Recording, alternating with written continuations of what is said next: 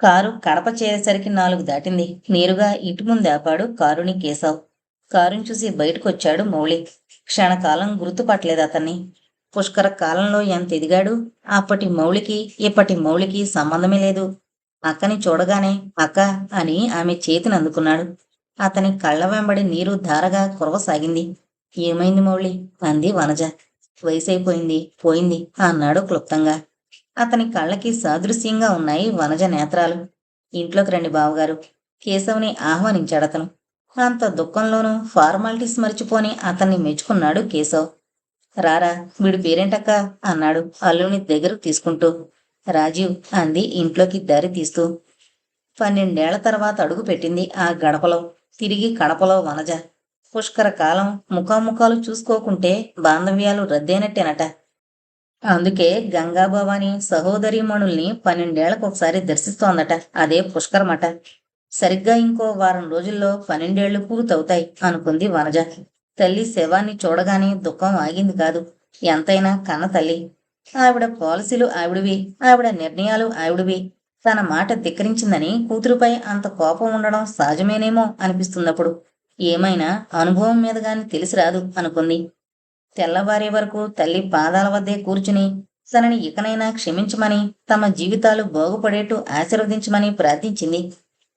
ఒక్క క్షణం పాటు ఆలోచన వెర్రిగా తోచిన మృతజీవిని తనంతకంటే ఇంకేం వేడగలదు అనుకుంది. ఆవిడ ఆత్మకి శాంతిని ప్రసాదించమని భగవంతుణ్ణి ప్రార్థించింది. ఉదయం 9 గంటలకంతా ఆవిడ అంతిమయాత్ర ప్రారంభమైంది. ఎన్ని పట్టుదలలు, ఎన్నో ఆక్రోశాలు మరణంతో శాంతిస్తాయి. ఎంతెంత సంపాదించినా, పేరు ప్రతిష్టలు ఎంత సంపాదించినా చివరికిది తప్పదు. మిగిలేది రెండే, మంచి చెడు. అందరికీ తెలుసు. అయినా ఎవరి జీవితాలు వారివి, ఎవరి అనుభవాలు వారివి. తల్లిని దహించొచ్చే వరకు ఆలోచనలు ఇలా పలు రకాలుగా సాగుతూనే ఉన్నాయి. మధ్యాహ్నం భోజనాలయ్యాక ఇక బయలుదేరతామంది వనజ. కాని మౌళి ఒప్పుకోలేదు. మౌళి భార్య గిరిజ కూడా ఒప్పుకోలేదు. ఆ కార్యకలాపాన్ని పూర్తయ్యే వరకు వాళ్ళు వెళ్ళడానికి లేదంది. మౌళికొక్కతే కూతురు రాజేశ్వరి. తర్వాత ఓ అబ్బాయి ప్రవీణ్. కోడల్ని దగ్గరకు తీసుకుంటూ, లేదు గిరిజ, మేం వేరే వాళ్ళ కారు తీసుకునొచ్చాం. మళ్ళా రాత్రికి వెళ్ళిపోవాలి అంది వనజ.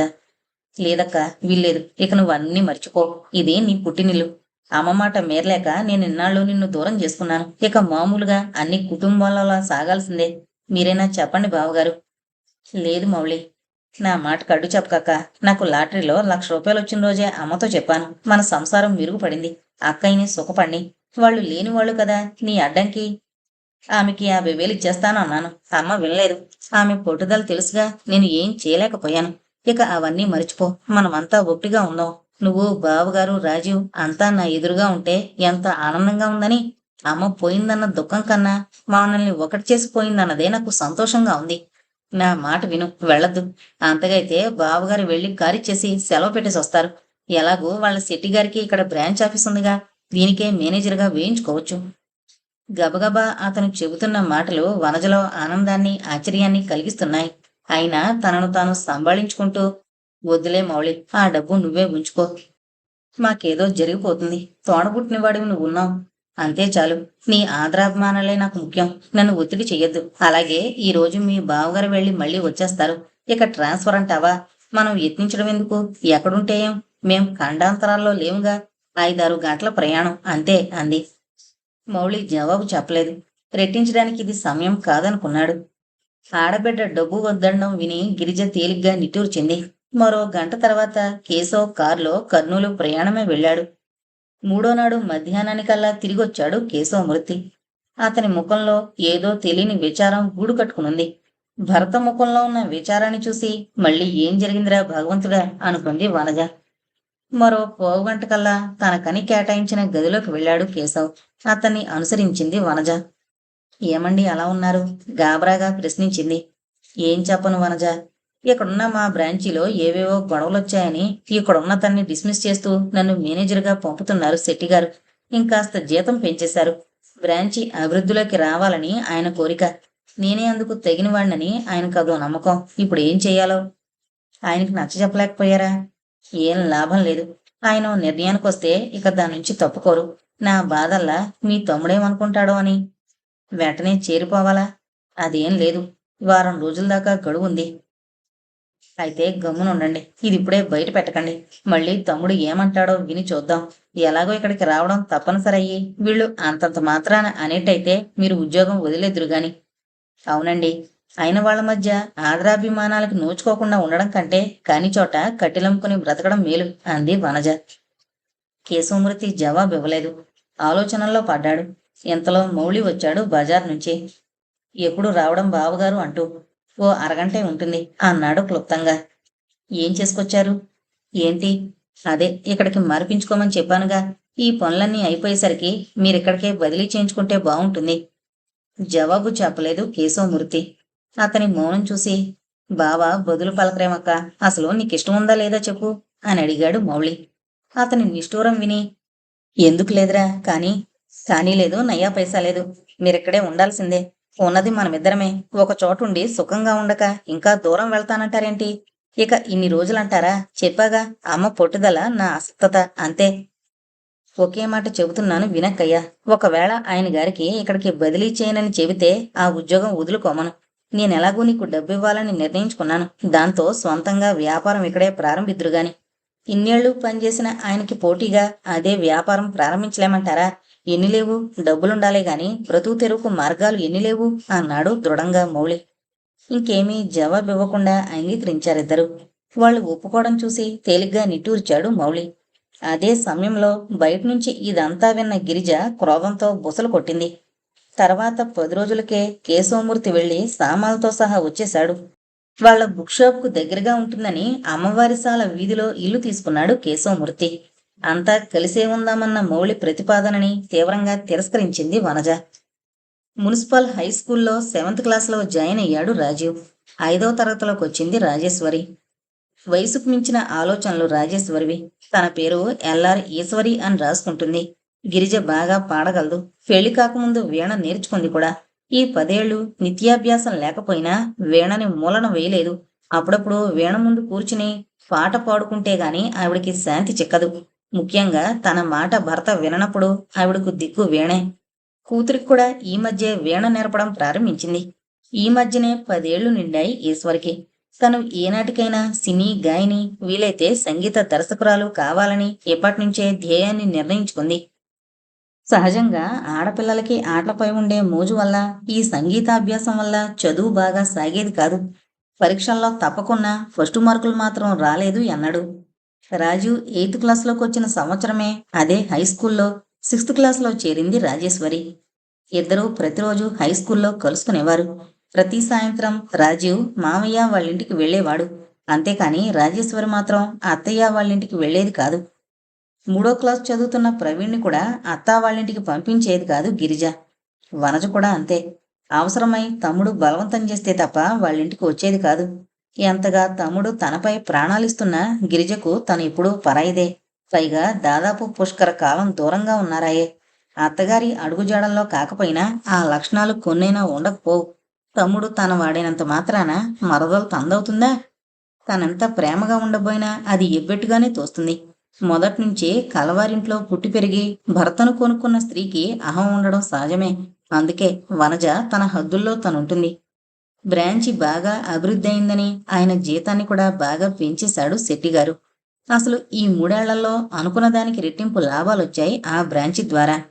ఆ మధ్య పుస్తక ప్రచురణ ప్రారంభిస్తూ కడపలో తామొక ప్రెస్సు స్థాపించాలనుకుంటున్నామని, అక్కడే ముద్రణ జరగాలని, అందులో ఏమాత్రం పెట్టుబడి నిమిత్తం లేకుండా 4వ వంతు భాగానికి అంగీకరిస్తే ప్రెస్సు అక్కడ పెడితే అన్ని పనులు అతనే చూసుకుంటాడని నమ్మకంగా ఉన్నవాడని ఈ విషయం ఆలోచించానని రాశారు శెట్టిగారు. ఆ విషయాన్ని మృదువుగానే తిరస్కరించాడు కేశవమూర్తి. దాంతో ప్రెస్ విషయం ఆగిపోయినా ప్రచురణలు మాత్రం ఆగలేదు. కర్నూలు నుంచే ప్రారంభించారాయన. ఏదో విధంగా సహాయం చేయాలని అతని జీతం పెంచేశారు శెట్టిగారు. రోజులు గడుస్తున్నాయి. వర్షాలు కురుస్తున్నాయి. చలిగాలులు వీస్తున్నాయి. ఎండలు చంపేస్తున్నాయి అంటారు జనాలు ఋతువులు మారుతుంటే. 10th క్లాసు మంచి మార్కులతో పాస్ అయ్యాడు రాజీవ్. 8th బొటాబొటీ మార్కులతో పాస్ అయింది రాజేశ్వరి. కూతురు అల్లుడు పాస్ అయిన సందర్భంలో పండగ చేశాడు మౌళి. పైగా అదే రోజు కొత్తగా కొన్న అంబాసిడర్ కారు వచ్చింది. గిరిజ వెళ్లి పిలిచింది వనజ వాళ్ళని. రేపంతా భోజనానికి రావాలదినా. అన్నయ్య గారు, మీరు రాజీవ్ అంతా రావాలి. రేపు ఉదయమే కొత్త కారులో ఒంటిమిట్ట వెళ్ళి రావాలి మనం.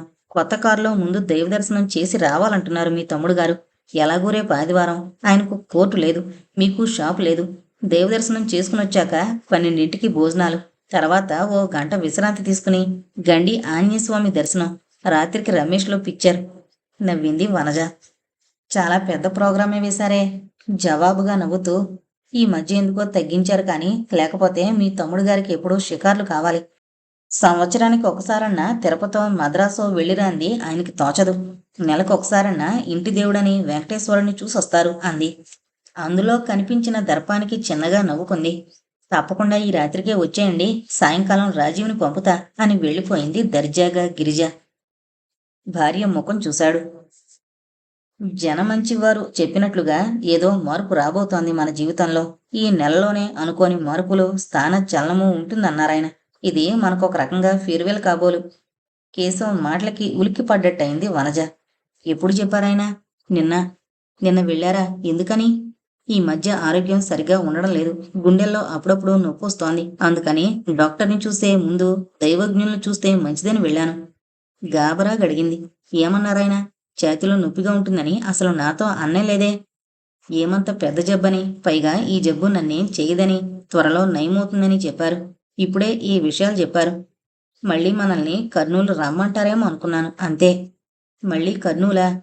అవును, శెట్టిగారి పెద్దబ్బాయి కూడా బాగా తర్ఫీదయ్యాడు కదా, అందుకని అతనికి బ్రాంచ్ అప్పగించాలని శెట్టిగారి ఊహలా తోస్తోంది. ఆ మధ్యనే కర్నూలు వెళ్ళి వచ్చినప్పుడు చూచాయిగా అన్నారు. అక్కడ పబ్లికేషన్ వ్యవహారాలన్నీ నాకు అప్పగించే ఉద్దేశంలో ఉన్నారాయన. ఆ అబ్బాయి పరీక్షలు కూడా అయిపోయాయి కదా, ఇక్కడ గవర్నమెంట్ జూనియర్ కాలేజీలో చేర్పించరాదా అని కూడా అన్నారాయన. 5 ఏళ్లు కూడా కాలేదు. నా జీవితంలో ప్రతి 4 ఏళ్లకో సంఘటన జరుగుతోంది అన్నాడు కేశవ్. అవును, ఇంచుమించుగా అంతే అనుకుంది వనజ. కాని విధి ఎక్కడికి లాక్కెళితే అలా పోవాలి కదా అన్నాడు కేశవమూర్తి. కోదండరామస్వామి దర్శనం చేసుకున్నారంతా. ఉదయం 8 గంటలైంది. ప్రాతకాలపు సూర్యబింబం మెల్లమెల్లగా వేడెక్కుతోంది. అందరూ మండపంలో కూర్చున్నారు. రాజీవ్ బయటకొచ్చి కారును ఆనుకుని నుంచున్నాడు. మరో 5 నిమిషాలకల్లా కొబ్బరి ముక్కలు తింటూ వచ్చింది రాజేశ్వరి. సిల్కు పావడ, సిల్కు పైటా వేసుకుంది. ఆ లేత ఎండలో నీలిరంగు పావడ, చోళీ పైటలతో నెమలిపెట్టలా ఉంది రాజేశ్వరి. పచ్చని పసిమిఛాయలో బంగారు బొమ్మలా ఉంది రాజేశ్వరి. రాజీ, ఎప్పుడూ అలా ఏదో తింటూ ఉండద్దు, ఊరిపోతావు పిప్పళ్ళ బస్తాలా. నేనేం ఊరిపోను, నాకు ఆ మాత్రం తెలీదా అంది ఇంకా కొబ్బరి నములుతూ. ఒట్టి తిండిపోతు అనుకొని అలా చూడు రాజీ, సూర్యకాంతులు ఆలయ గోపురం మీద ఎంత అందంగా చిమ్ముతున్నాయో అన్నాడు. ఆ అందం తర్వాత చూద్దాం కానీ నన్ను రాజీ అని పిలవద్దని ఎన్నిమార్లు చెప్పాలి? నన్ను ఈశ్వరి అని పిలు ఇష్టమైతే. కానీ బావా, అలా కారును అనుకుని నిలబడి కారు అందాన్ని చెడగొడుతున్నావేం? అందం చూడ్డంలో, ఆ ఆనందంలో ఈ సంగతి మరిచిపోయావా? కారుకి ఏమవుతుంది? రంగుపోదు. అంత త్వరగా రంగు పోయేటట్లయితే ఇది మంచి కారు కాదన్నమాటే. ఇది కొత్త మోడల్ అంబాసిడర్. దీన్ని పేరు పెడతావా? నీకేం తెలుసులే కారు సంగతి. రాజీ, ఎందుకలా రంకెలు వేస్తావు? వస్తువుల్ని జాగ్రత్తగా చూసుకోవడం నేర్చుకోవాలి. అవునులే, ఎప్పుడైనా కారెక్కితే కదూ. ఆ రోజొచ్చిన కారు కూడా ఎవరిదోనట్టు కదూ. మీరు కొన్న కొన్నాళ్ళకి మేము కొంటాం. రోజులు ఇలాగే ఉంటాయా? నేను బాగా చదువుకుని మంచి ఉద్యోగం సంపాదించి కారు కొంటాను. ఉక్రోషంగా అతనన్న మాటలకి నవ్వి, ఎన్ని పంచవర్ష ప్రణాళికలు వేసుకున్నావు? అప్పటికల్లా నేను ముసల్దాన్నవుతాను అంది హేళనగా. సీరియస్గా చూశాడు రాజీవ్. నా విషయం నీకు తెలీదు. పట్టానంటే ఐఏఎస్ పూర్తి చేస్తాను. అప్పుడు మీ నాన్నే కాళ్ళు పట్టుకుని కడిగి కన్యాదానం చేసి కారిస్తాడు. కవిత్వ ధోరణి బాగా వంటబట్టినట్టుందే. అవునులే, తెగ చదువుతావుగా. చదివిందల్లా అజీర్ణమై కక్కియద్దు. కవిత్వం రాస్తావా, కథలు రాస్తావా? కాకరకాయ రాస్తాను. ఇలాగే రెట్టించావంటే చెంపలు వాయిస్తాను. మూతి విరుచుకుంది రాజేశ్వరి. మా కారులో వచ్చి మమ్మల్నే కొడతానంటావా? మా అమ్మతో చెబుతానుండు. అంత మాట అనేసరికి రాజీవ్ మనసు దెబ్బతింది. కోపంలో తనను తాను మరిచిపోయి అనేశాడు. ఈ కారు నీది కాదు, మీ అమ్మది కాదు, మా మామయ్యది. దీనిపై నీకెంత హక్కుందో నాకు అంత అధికారం ఉంది. నోర్మి, ఎంత మాట పడితే అంత మాట అంటావా? అప్పుడే వచ్చిన వనజ కోపంగా దండించింది రాజీవ్ని. 15 ఏళ్ల నుండి ఒక్క మాట కూడా పడి ఎరుగడు రాజీవ్. దాంతో అతని ముఖం ముడుచుకుపోయింది. పోనీలే వదినా, పిల్లవాళ్ల మధ్య తగాదాలకి మనమెందుకు ఆవేశపడి దండించాలి అంది గిరిజ నవ్వుతూ. కాని ఆ నవ్వులో దాగున్న భావాలు, ఆ సమయంలో ఆ కళ్ళలో ప్రతిబింబించిన హేళన వనజని నరనరాన కూలిపోయేటట్టు చేశాయి. అంతలో మౌళి కేశవమూర్తి రావడంతో అది సద్దుమణిగిపోయింది. బొరువెక్కిన గుండెలతో కూర్చుంది ఇద్దరే, వనజ, రాజీవ్. కారు ఇల్లు చేరాక భోజనాల వేళలో కూడా సరిగ్గా ఉండలేకపోయారిద్దరు. ఏం అలా ఉన్నావ్? అడిగాడు కేశవ్. సరిగా అన్నం తినకుండా వేళతో కదిలిస్తోన్న వనజను చూసి. అదే సమయంలో మౌళి కూడా అడిగేశాడు. ఏంటక్క, ఏమైంది? అబ్బే, ఏం లేదు. ఎప్పుడూ కార్లలో ప్రయాణం చేయలేదా? తల తిప్పినట్టుగా ఉంది అంతే అని చేయి కడిగేసుకుంది. అరెరే, ఏంటి దొదినా అంది గిరిజ. ఆవిడకు వనజన్న మాటలు అక్షరాల అర్థమయ్యాయి. ఏం లేదమ్మా, ఇక చాలు అని లేచింది. కేశవమూర్తికి ఏమీ అర్థం కాలేదు.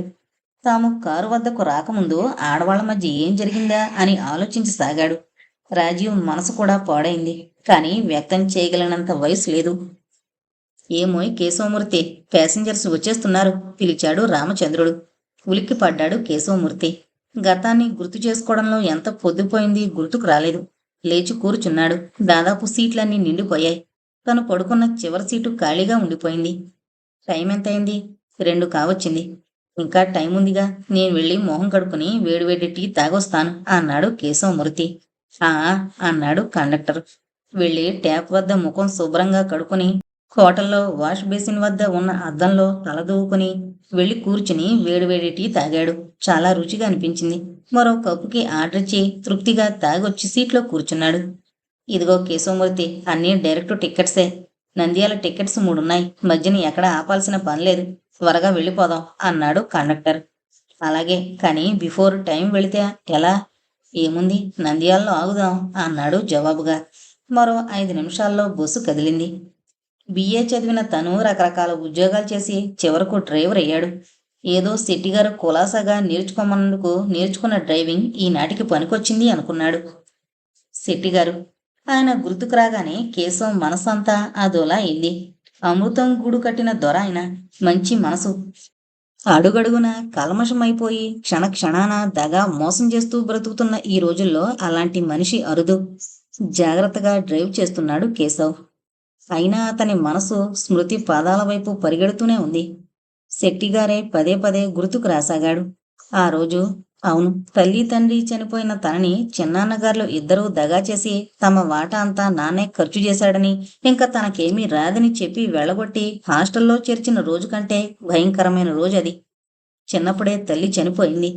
ప్రేమమూర్తైన భార్యను పోగొట్టుకున్న దుఃఖంలో తండ్రి వ్యసనాలకి బానిసయ్యాడు. పిన్నిగార్ల ప్రోద్బలంతో చిన్నాన్నగారులు తండ్రితో సంతకాలు చేయించుకున్నారు.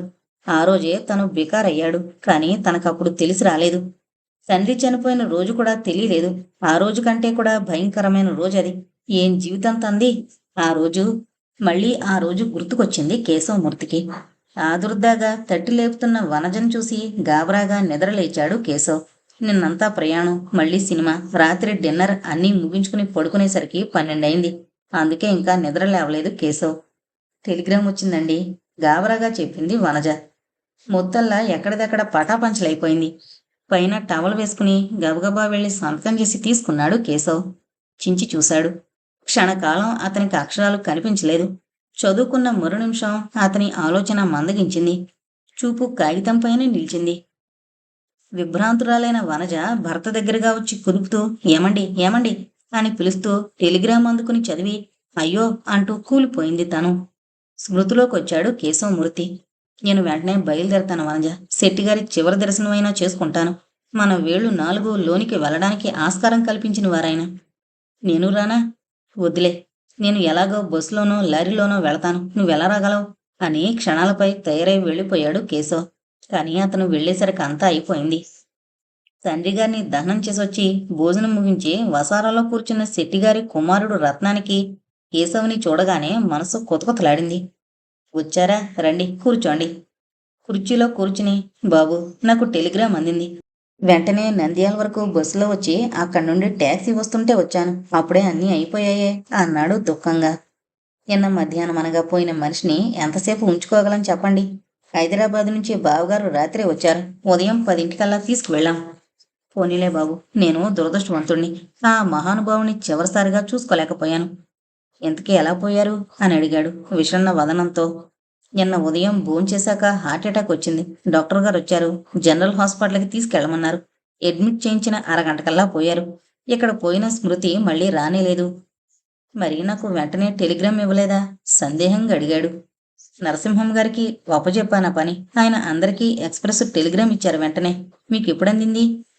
నరసింహానికి టెలిగ్రామ్స్ ఇచ్చే పనిని అప్పజెప్పాను అనగానే అర్థమైపోయింది కేశవమూర్తికి. ఈ రోజు ఉదయం 8 గంటలకు అందింది అని. ఇక వెళ్ళొస్తా బాబు అని లేచాడు. అలాగే అన్నాడు రత్నం. అతను మెట్లు దిగుతుండగా 13 రోజుకు తప్పకుండా రండి అన్నాడు. అలాగే బాబు అంటూ వెళ్ళిపోయాడు కేశవమూర్తి. రాక్షసుల పాలైంది స్వర్గం అనుకున్నాడతను. తిరిగి కడపకొచ్చి షాపుకి సంబంధించిన కాగితాలన్నీ జాగ్రత్తగా చూసుకోసాగాడు కేశవమూర్తి. అతని మనసులో ఏదో తెలియని బాధ మొదలైంది. అతను కర్నూల్లో ఉండగా ఆ షాపులో నరసింహం జూనియర్ గుమస్తాగా చేరాడు. మొదట బాగానే ఉండేవాడు. కానీ కొన్ని రోజులయ్యాక బుక్స్ దొంగలించడం, క్యాష్ గల్లంతు చేయడం, బుక్స్ అమ్మి అకౌంట్కి తేకపోవడం ప్రారంభించాడు. అతనిపై నిఘా వేయడం సాధ్యం కాలేదు కేశవమూర్తికి. నరసింహం రత్నం ఉన్నప్పుడే కేశవమూర్తి షాపు వదిలి వెళ్ళేవాడు. తిరిగొచ్చే వరకు ఏదో ఒకటి జరిగేది. చివరకు ఒకసారి నరసింహం ఒంటరిగా ఉన్నప్పుడు దొంగగా దొరికిపోయాడు. రాజీవ్ కొన్న పుస్తకానికి అతను కేశవమూర్తి గారి కుమారుడని తెలియక బిల్లు ఇవ్వలేదు, అకౌంట్లో వేయలేదు. ఆ పుస్తకం చూసిన కేశవమూర్తి గారు నరసింహాన్ని పట్టుకుని దండించాడు. ముందు బుకాయించిన, చివరకు తప్పు ఒప్పుకున్నాడు. కానీ ముళ్లపొద కదిలించినట్లయింది వ్యవహారం. ఆ విషయానికి మూలపురుషుడు రత్నమేనని తెలిసి నిర్ఘాంతపోయాడు కేశవమూర్తి. వయసు వచ్చిరాని ఆ ప్రాయంలో ధనవంతుల అబ్బాయిల చుట్టూ చేరిన సజ్జు వాళ్ళ అలవాట్లన్నీ ఆ పిల్లవానికి నేర్పుతారు. తమ అవసరం గడుస్తుందనే వాళ్ళ ఉద్దేశం. కానీ నిజానికి అతన్ని చెడగొట్టాలని ఉండదు. కానీ ఫలితంగా వాళ్ళు సర్వనాశనమవుతారు. వ్యవహారం చేయి దాటిపోవడంతో ఏదో మిషపై నరసింహాన్ని మాత్రం తొలగించి ఇక అప్పటినుంచి షాపు జాగ్రత్తగా చూసుకునేవాడు కేశవమూర్తి. కానీ రత్నం మనసులో కేశవమూర్తిపై చాలా దురభిప్రాయం ఏర్పడిపోయింది ఆ క్షణంలోనే. అతని దృష్టిలో కేశవమూర్తి రాక్షసుడు, దుర్మార్గుడు. తర్వాత కేశవమూర్తి కడపకు రావడం, రత్నం పెద్దవాడై షాపు స్వయంగా చూసుకోవడం, అంతలో పబ్లికేషన్స్ మొదలు పెట్టడంతో తిరిగి నరసింహం స్థానం సంపాదించుకున్నాడక్కడ. ఇక తన సంగతి ఏమవుతుందో అనుకున్న కేశవమూర్తి తగు జాగ్రత్త పడసాగాడు. అతనికి టెలిగ్రామ్ విషయంలోనే నరసింహం విషయం అర్థమైంది. తిరిగి 13వ రోజు కర్నూలు వెళ్ళాడు కేశవమూర్తి. శెట్టిగారి ఆత్మశాంతికై ప్రార్థనలు చేశాడు రామాలయంలో. తుంగభద్రలో స్నానం చేసి గాయత్రి ఎదురుగా కూర్చుని ద్విసహస్ర గాయత్రి జపించి శెట్టిగారి ఆత్మశాంతికై తర్పణం విడిచాడు. ఎంత చేసినా ఆయన రుణం తీర్చుకోగలనా అనుకున్నాడు. ఊరికి వెళతానని చెప్పడానికొచ్చిన కేశవమూర్తితో, రండి మేడపైకి వెళదాం, బావగారున్నారు, మీతో మాట్లాడాలి అని రత్నం పీల్చుకు వెళ్ళాడు కేశవమూర్తిని. అతన్ని అనుసరించాడు కేశవమూర్తి. ఏమి ఉంటుందా అని. అప్పటికే శెట్టిగారి అల్లుడు వెంకటేశ్వర్లు ఈజీ చైర్లో విలాసంగా పడుకొనున్నాడు. అతను హైదరాబాదులో ఉంటూ రకరకాల వ్యాపారాలు చేస్తున్నాడు. ద్రాక్ష తోటలు, ఫిల్మ్ డిస్ట్రిబ్యూషన్, అహ్మదాబాద్లోని ఓ టెక్స్టైల్స్ మిల్లులో భాగస్వామిగా ఉంటూ హైదరాబాదులో దాని హోల్సేల్ షాపు నడుపుతున్నాడు. అతను మాట్లాడితే డబ్బు, కదిలితే డబ్బు, చూస్తే డబ్బు సంపాదిస్తున్నాడు. అతనిలో అణువణువు డబ్బు డబ్బు అంటూ ఉంటుంది ఎప్పుడు. అతడు ప్రతి క్షణాన్ని డబ్బుతోనే విలువ కడతాడు. అతని శరీరం కూడా డబ్బు వాసనే కొడుతుంటుంది. వెళ్ళి కూర్చోగానే నేరుగా సంభాషణలోకి దిగాడు రత్నం. కేశవమూర్తి గారు, కడపలో మన బ్రాంచిలో స్టాకు ఎంత ఉంటుందంటారు? 1,25,358. మొన్ననే లెక్క వేయడం వల్ల కరెక్ట్గా చెప్పాడు. ఆశ్చర్యపోయాడు రత్నం. సంభ్రమంగా అడిగాడు వెంకటేశ్వర్లు. అంత సరిగ్గా ఎలా లెక్క చెప్పగలిగారు? జూన్ ఆఖరికంతా స్టాకు వెరిఫై చేస్తాం కాబట్టి చెప్పగలిగాను. సరే, ఫర్నిచర్ విలువ ఎంత ఉంటుంది? దాదాపు 25,000. ఒక క్షణం ఆలోచించి, సో లాభసాటి బేరమేనన్నమాట అన్నాడు వెంకటేశ్వర్లు. కేశవమూర్తికి అర్థం కాలేదు. ఎవరో రావు గారట, పొద్దుటూరు నుంచి వచ్చారు. 2 లక్షలకి చెప్పిన మన షాపుని 1,55,000కి కొనేశారు. రేపు 1వ తారీఖున ఆయనకి స్టాక్ అప్పగించండి. నిర్ఘాంతపోయాడు కేశవమూర్తి. ఏం, ఎందుకలా చేశారు? నాన్నగారు పోయారు కదండి. ఒక్కరికి వ్యాపారం చూసుకోవడం కష్టం. ఇక్కడ వారు, ఎక్కడో బ్రాంచి, ఎవరినో నమ్మడం, అనుమానాలు, అపార్థాలు ఎందుకని షాపు మూసేస్తున్నారు అన్నాడు అప్పుడే వచ్చిన నరసింహం. కుట్ర అర్థమైపోయింది కేశవమూర్తికి. ఇంత జరిగాక తననిక ఉండనివ్వరు. అయినా వారి నోటి వెంటే ఆ మాట రాని అనుకున్నాడు. మరి కర్నూలు షాపుని నరసింహం చూస్తుంటారు. పైన అజమాయిషి మా బావగారి బావమరిది చూస్తారు. పబ్లికేషన్స్ నేను చూసుకుంటాను. అయినా ఏం వ్యాపారం అండి, అన్నీ పెరిగిపోయాయి. పేపరు, ప్రింటింగు ఒకటేంటి? ఈ పుస్తకాల వ్యాపారం చేసుకునేదానికంటే 4 గుడ్లు కొనుక్కొని పాల వ్యాపారం చేయడం మంచిది. వెల్, ఆ సోదంతా ఎందుకులేండి. మీరు 1వ తేదీ నుంచి ఇంకేదైనా ఉద్యోగం చూసుకోండి. నిర్వీణ్యుడయ్యాడు కేశవమూర్తి. ఎవరూ మాట్లాడలేదు. కొన్ని క్షణాలయ్యాక మా బావగారు సినిమా తీయబోతున్నారు. నేను భాగం తీసుకున్నాను. షాపు అమ్మడం కూడా ఒక కారణం అన్నాడు రత్నం. కన్నీళ్లు తుడుచుకుని మీ దయకు కృతజ్ఞుణ్ణి వస్తాను అన్నాడు కేశవమూర్తి. అతను మెట్లు దిగిపోయాక విరగబడి నవ్వుతున్న బావమరిదిని నరసింహాన్ని చూసి అర్థం కాక దిమ్మెరపోయాడు వెంకటేశ్వర్లు.